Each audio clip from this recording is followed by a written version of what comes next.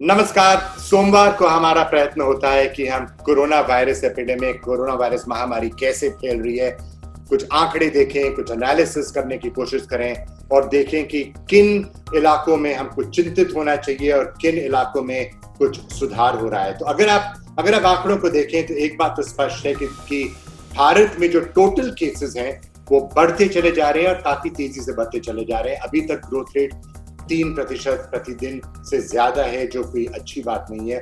उसको हमें कम करने के प्रयास करने चाहिए और टेस्टिंग जरूर करते रहना चाहिए।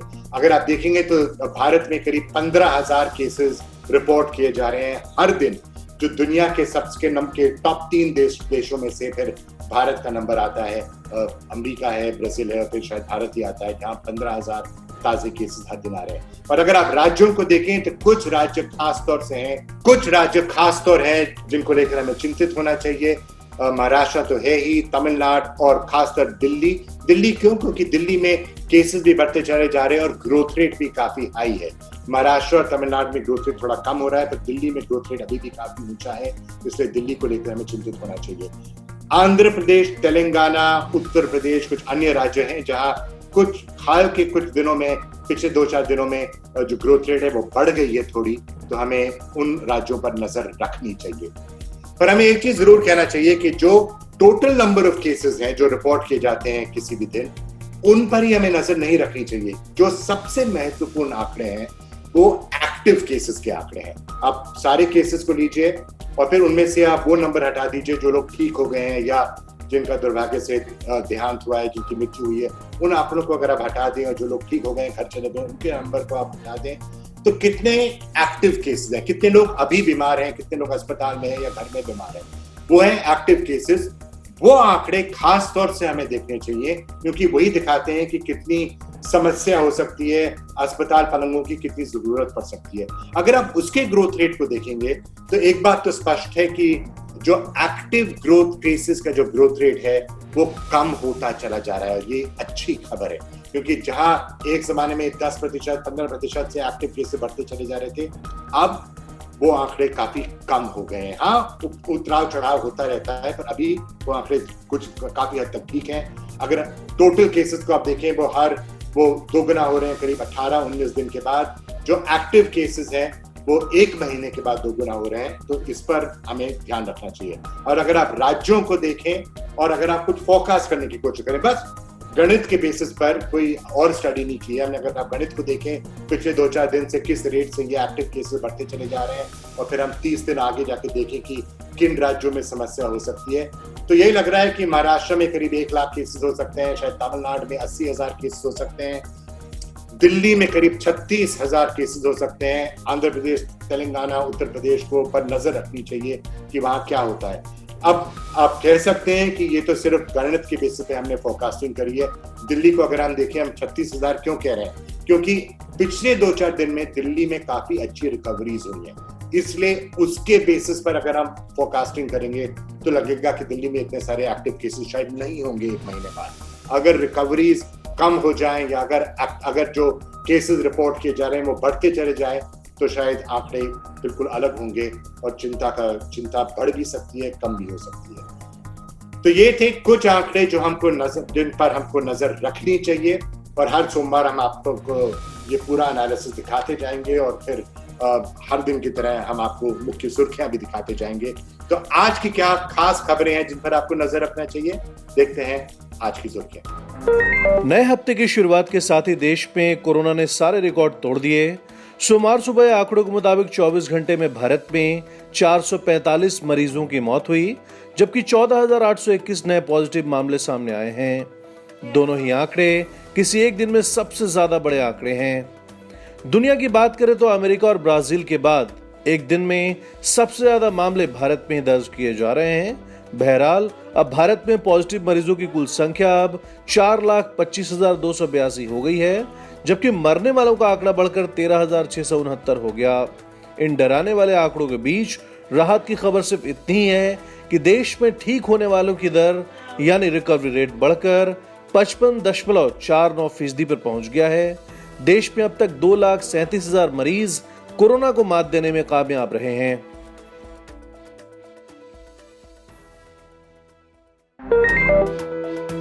भारत में कोरोना के मामले लगातार बढ़ते जा रहे हैं। देश में कोरोना के आंकड़ों का गहनता से अध्ययन करने वाले परागकर के मुताबिक देश में बीते कुछ दिनों से रोजाना 15,000 से ज्यादा मामले सामने आ रहे हैं और ये संख्या दुनिया में सबसे ज्यादा है। पराग के मुताबिक दिल्ली, महाराष्ट्र और तमिलनाडु वो राज्य हैं जो कोरोना से सबसे ज्यादा प्रभावित हैं, लेकिन आंध्र प्रदेश और तेलंगाना समेत कुछ और राज्यों में भी कोरोना मरीजों की संख्या में उल्लेखनीय इजाफा देखने को मिला है। बावजूद इसके 1 लाख की जनसंख्या पर मिलने वाले कोरोना मरीजों के मामले में भारत दुनिया में सबसे पीछे है। केंद्रीय स्वास्थ्य मंत्रालय की एक रिपोर्ट के मुताबिक भारत में 1 लाख लोगों में से करीब 30 लोग ही कोरोना पॉजिटिव पाए जा रहे हैं, जबकि वैश्विक आंकड़ा 114 से ज्यादा का है। मंत्रालय के मुताबिक देश में फिलहाल रिकवरी रेट 56% बना हुआ है।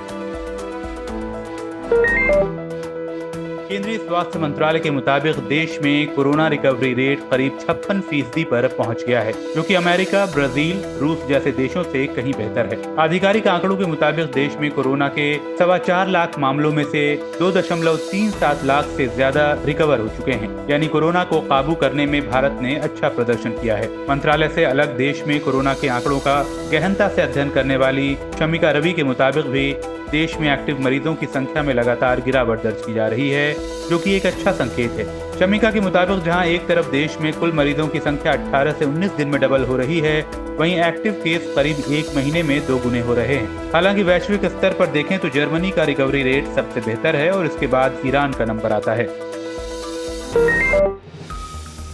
अमेरिका में हार्वर्ड ग्लोबल हेल्थ इंस्टीट्यूट के निदेशक डॉक्टर आशीष झा ने भारत में कोरोना वायरस संक्रमण के तेजी से बढ़ रहे मामलों पर चिंता जताई है।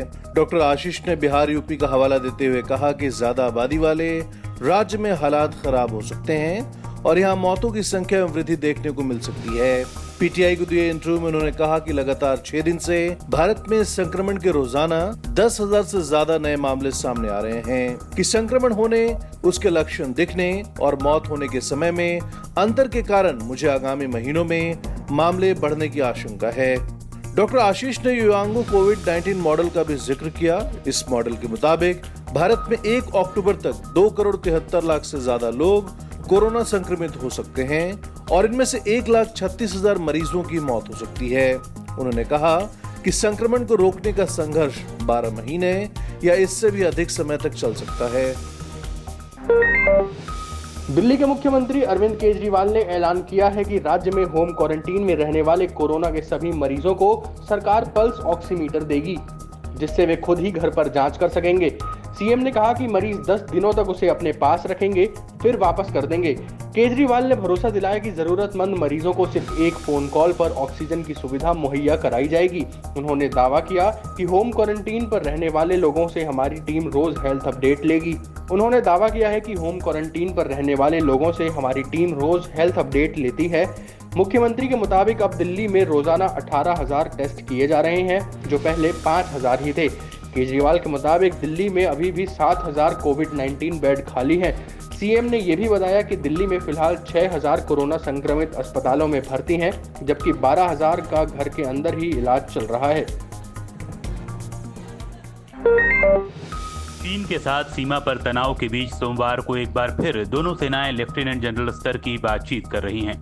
खबर है कि इसमें पूर्वी लद्दाख के गलवान घाटी से लेकर फिंगर 4 तक सीमा विवाद से जुड़े तमाम मुद्दों पर बात होगी। इसमें चीनी सैनिकों को पैंगोंग लेक से वापस भेजना भी शामिल है, जहां पर पीएलए इन दिनों कैंप लगाकर बैठी है। पूरे एलएसी पर तनाव है, खासकर गलवान और पैंगोंग त्सो इलाकों में। पैंगोंग त्सो इलाके में ही फिंगर 4 से फिंगर 8 है। फिंगर 8 तक का इलाका भारत का है। समाचार एजेंसी एएनआई ने सूत्रों के हवाले से बताया है कि तनाव पर चर्चा के लिए मोल्दो में कमांडर स्तर की बातचीत होगी। इस बीच सीमा पर तनाव के बीच भारत ने भी सैनिकों की तैनाती बढ़ा दी है। गलवान घाटी के PP-14 इलाके में चीनी सेना यानी पीएलए ने एलएसी पर आर्टिलरी और टैंकों की तैनाती कर रखी है, तो जवाब में भारतीय सेना भी पूरी तरह से तैयार है।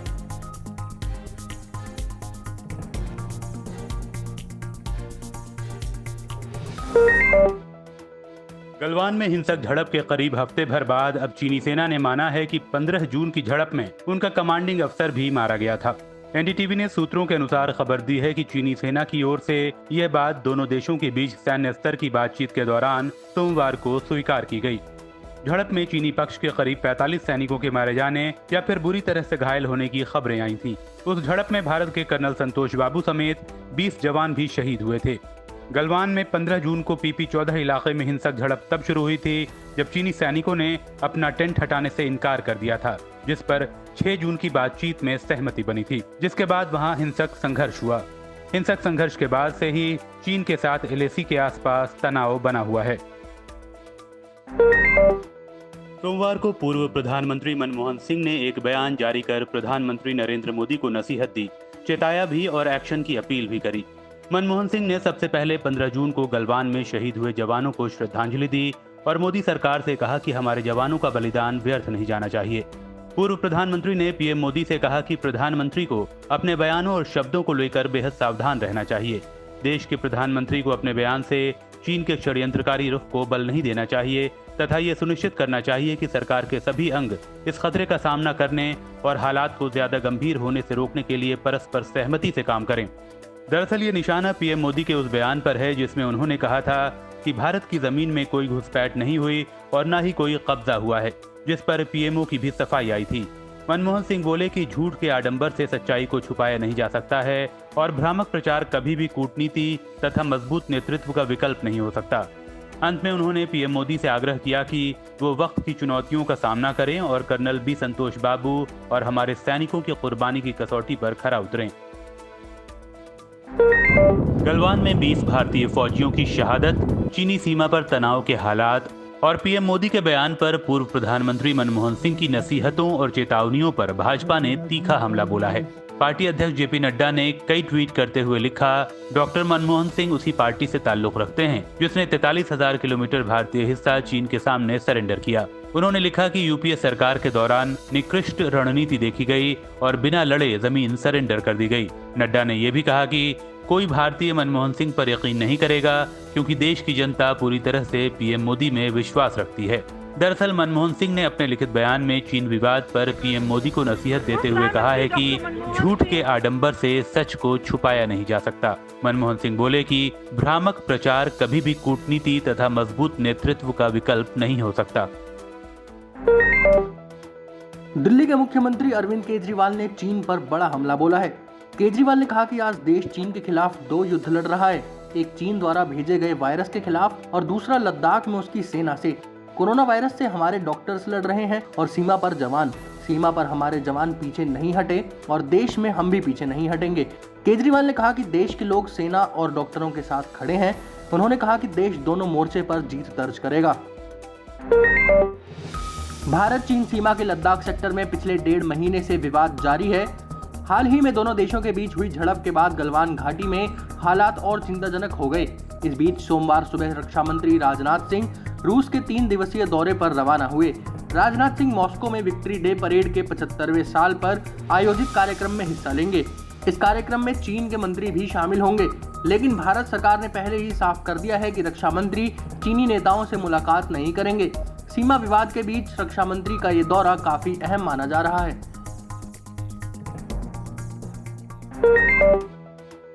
लद्दाख में भारत और चीन के तनाव के बीच महाराष्ट्र सरकार ने चीन को बड़ा धक्का दिया है। बीते दिनों महाराष्ट्र सरकार ने बाहर के देशों के साथ 15 करार किए थे, जिसमें से 3 करार चीनी कंपनियों के साथ थे। उद्धव सरकार ने तीनों प्रोजेक्ट पर फिलहाल रोक लगा दी है। बताया जा रहा है कि इन प्रोजेक्ट्स में 5,000 करोड़ से ज्यादा का निवेश है। केंद्र सरकार ने सभी राज्य सरकारों से चीन के प्रोजेक्ट और आयात पर जानकारी मांगी थी, जिसके बाद ये फैसला लिया गया है। बता दें कि इससे पहले भारत में चीन के कई प्रोजेक्ट्स को या तो रद्द किया गया है या फिर उन पर रोक लगाई गई है। सुप्रीम कोर्ट ने शर्तों के साथ ओडिशा के पुरी में आयोजित होने वाली भगवान जगन्नाथ की रथ यात्रा को मंजूरी दे दी है। कोर्ट ने कहा है कि यात्रा का आयोजन मंदिर समिति, केंद्र और राज्य सरकार आपसी तालमेल से करेंगी और इस दौरान लोगों की सेहत के साथ कोई समझौता नहीं किया जा सकता। कोर्ट ने कहा है कि राज्य सरकार जिस भी स्तर पर जरूरी समझें वहीं यात्रा को रोकने का फैसला ले सकती है। अदालत की इस टिप्पणी के बाद अब यात्रा को लोगों के बिना आयोजित करने की बात कही जा रही है। गौरतलब है कि कोविड-19 वैश्विक महामारी के कारण इस साल की भगवान जगन्नाथ रथ यात्रा पर सुप्रीम कोर्ट ने 18 जून को रोक लगा दी थी। ये कहते हुए कि कोरोना महामारी के बीच अगर हमने इसकी इजाजत दी तो खुद भगवान जगन्नाथ भी हमें माफ नहीं करेंगे। इस रोक के खिलाफ कई याचिकाएं सुप्रीम कोर्ट में पुनर्विचार के लिए डाली गई थीं, जिस पर सोमवार को सुनवाई हुई। वहीं राज्य के सीएम नवीन पटनायक अब यात्रा आयोजकों के साथ बैठक कर इसकी रूपरेखा तैयार करने में जुट गए हैं। यूपी के कानपुर से बेहद चौंकाने वाली खबर आई है। यहाँ के सरकारी बालिका संरक्षण गृह में 57 लड़कियों को कोरोना पॉजिटिव पाया गया है। उसमें से भी 5 लड़कियां गर्भवती हैं। फिलहाल संस्थान की जिन लड़कियों और स्टाफ में कोरोना के लक्षण नहीं मिले हैं, उन्हें क्वारंटीन किया गया है और पूरी बिल्डिंग को सील कर दिया गया है। सभी पॉजिटिव लड़कियों को रामा मेडिकल कॉलेज भेजा गया, जहां जांच के बाद ये भी पता चला कि 2 गर्भवती लड़कियां जिनकी उम्र महज 17 साल है, उनमें से एक HIV और दूसरी हेपेटाइटिस C से पीड़ित है। कानपुर के एसएसपी दिनेश कुमार पी का कहना है कि दोनों लड़कियां शेल्टर होम आने से पहले ही प्रेग्नेंट थीं। एक लड़की कन्नौज से है तो दूसरी आगरा से। इधर इस पूरे मामले के खुलासे से हड़कंप मच गया है। खुद यूपी के सीएम योगी आदित्यनाथ ने इस मुद्दे पर कानपुर के डीएम से रिपोर्ट मांगी है। आम लोगों पर पेट्रोल डीजल के बढ़ते दामों का बोझ लगातार बढ़ता जा रहा है। पेट्रोल डीजल के दामों में बढ़ोतरी का सिलसिला 16वें दिन भी जारी रहा। पिछले 16 दिनों में पेट्रोल जहां 8 रुपए 30 पैसे प्रति लीटर महंगा हुआ, वहीं डीजल की कीमत भी 9 रुपए 45 पैसे प्रति लीटर बढ़ गई। सोमवार को दिल्ली में पेट्रोल की कीमत में 33 पैसे और डीजल के भाव में 58 पैसे की बढ़ोतरी की गई, जिसके बाद 1 लीटर पेट्रोल के लिए आपको 79 रुपए 56 पैसे और डीजल के लिए 78 रुपए 85 पैसे चुकाने होंगे। ये हालात तब हैं जबकि इंटरनेशनल मार्केट में पिछले 16 दिनों में से अधिकांश दिन क्रूड ऑयल की कीमतों में नरमी का ही रुख रहा, लेकिन घरेलू बाजार को इसका फायदा नहीं मिला। गौरतलब है कि जहां एक तरफ पिछले 15 दिनों से कच्चे तेल की कीमत 35 से $40 प्रति बैरल के बीच है, वहीं दूसरी तरफ देश में पेट्रोल डीजल की कीमतों में लगातार तेजी देखने को मिली है। दिग्गज उद्योगपति रतन टाटा ने जब से इंस्टाग्राम पर अकाउंट बनाया है, वो कुछ ऐसा पोस्ट करते हैं जो लोगों के दिल तक सीधा पहुंचता है। लेकिन इस बार टाटा सोशल मीडिया पर लोगों के रवैये से परेशान हैं। रतन टाटा ने पोस्ट किया है कि ऑनलाइन कम्युनिटी में लोग एक दूसरे के प्रति संवेदनहीन हो गए हैं। ये साल सभी के लिए किसी न किसी स्तर पर परेशानियों से भरा है। ऐसे में लोगों को नीचा दिखाना और दूसरों के प्रति नफरत पैदा करना ठीक नहीं। टाटा ने कहा कि वो सोशल मीडिया पर कम ही आते हैं, लेकिन उनको उम्मीद है कि लोग नफरत को छोड़कर एक दूसरे के प्रति सहानुभूति रखेंगे।